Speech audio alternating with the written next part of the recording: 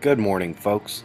Let's begin with a shot from NASA's Earth Observatory. On the left you see New Mexico's Whitewater Baldy Fire. The smoke has crossed 6 state lines.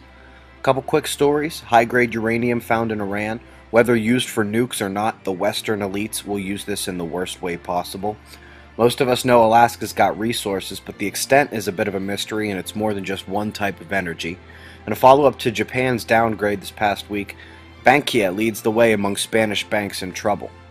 On the bottom right here you can see Hurricane Bud, or what's left of him.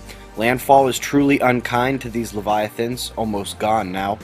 No time to catch our breaths, however. Beryl formed off the east coast last night. Here she is churning at the end, beginning to dive towards land there. The Pacific Ridge saw a moderate tremor last night. Mainland Central America has taken the brunt of the Caribbean seismicity over the last day.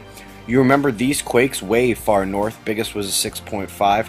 Now while the biggest quake of this swarm is a 5.0, we have things beyond magnitude with which to be concerned. This is not an error. The USGS does peg this less than 5 latitude degrees from the North Pole. Solar wind speed, the yellow, now may be considered at ambient levels. Above that, the orange, the solar wind density is slightly elevated as we await this tiny coronal mass ejection impact here. Background resonance endures and has not been quiet all week long.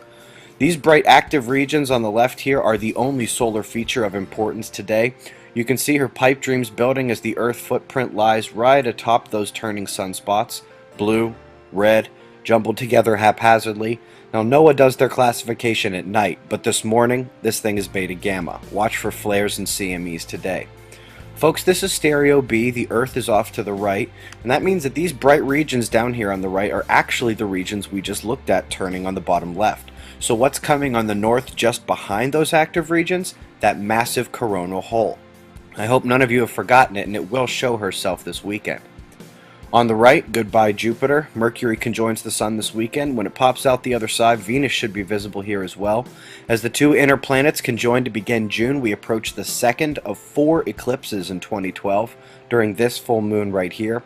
And only one day afterwards, Venus transits the Sun. Little fun fact, Iceland is the only place on Earth that gets to see it twice, at sunset and sunrise. That's the news, folks. Be safe.